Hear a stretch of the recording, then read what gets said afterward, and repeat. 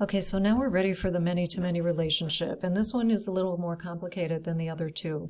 The first thing we should mention, and this is going to be shocking for some of you because, so far we've been talking about the three types of maximum cardinality. You have one-to-one, one-to-many, many-to-many. But here's a bombshell. There's no such thing as a many-to-many relationship in reality. Like, you can't make one in a database. They don't exist. Open any database, any relational database in the whole world, you're not going to find a many-to-many relationship. They are impossible to create.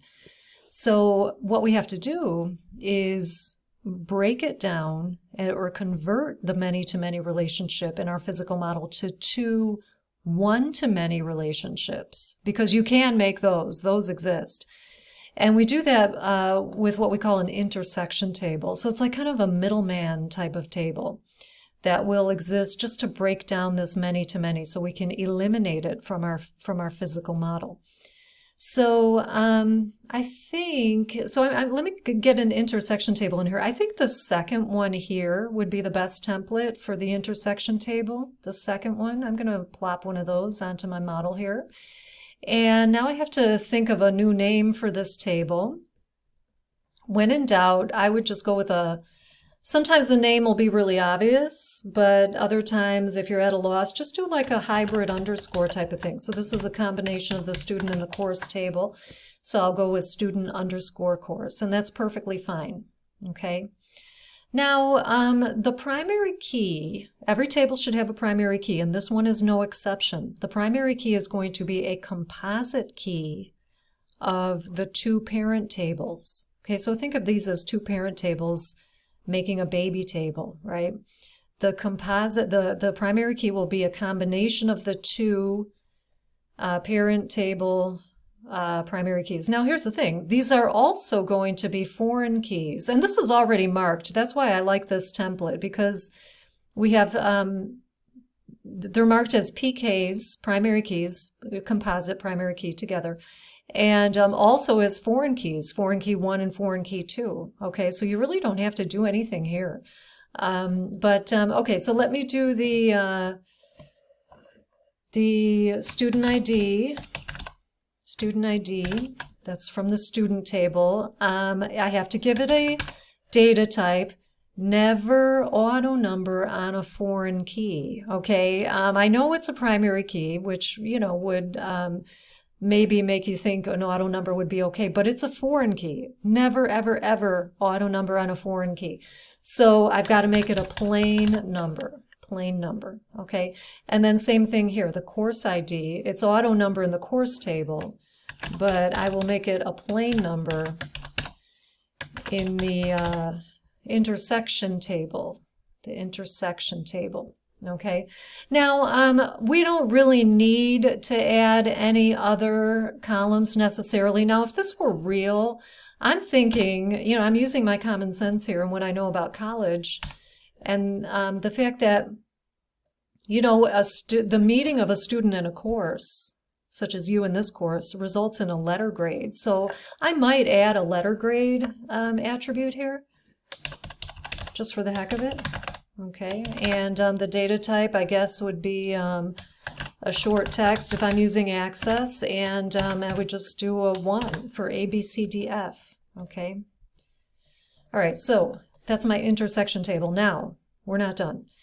You know what, let me do, so the whole goal is to get rid of this line here, and I will delete it when all is said and done.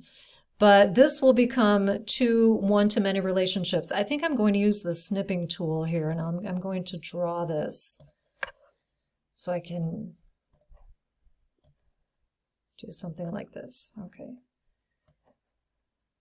All right, so here we go. So the relationships, they'll typically pan out like this. Okay, I'm going to do my relationship lines.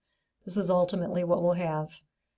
And I'll model it in Draw IO when I'm done for real. This one is going to be deleted, so I'll cut that when all is said and done.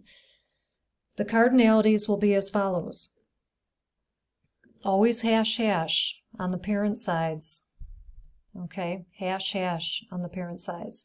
And then these become reproduced, on the intersection table. The crow's toes are always going to land on the intersection table. Okay, crowfoot there, and the circle, crowfoot there, and the circle. I will also note these will be solid lines. These are what we call identifying relationships. Student number or student ID is part of the parent identifier. Course ID is part of the parent identifier. These are identifying relationships. And I said this in an earlier video in the last unit. The identifying relationship is the one instance in modeling where you see the solid line. So this is what our final result is going to look like. And I'll just throw it together here in Draw.io while I'm thinking of it. Okay, so let's see, I'm down here. Let me see if I can find the correct line. I know it's here somewhere. There it is. Okay, so again, crow's toe is always touching the intersection table. It's kind of annoying. Like, this is a little awkward to work with. Yeah, I'm not crazy about that look. See, when you drop it on the... I know we need to choose our battles in this class, but see if I can get this looking a little bit better. Okay, this will be a little bit better.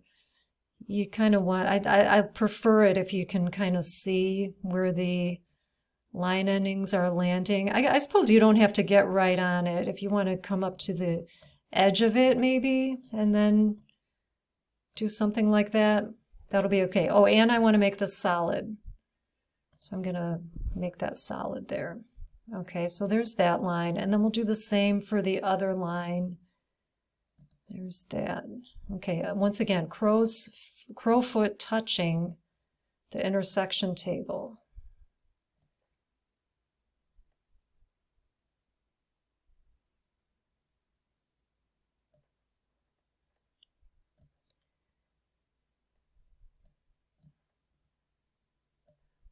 Okay, that's a little bit better.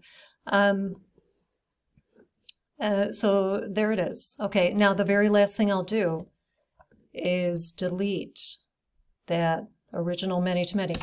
You should not hand in a physical model with any many-to-many lines. That double crowfoot ending, not allowed in a physical model. Okay, no such thing as a many-to-many relationship, and our physical model now reflects that. So we've broken that down into two one-to-many relationships.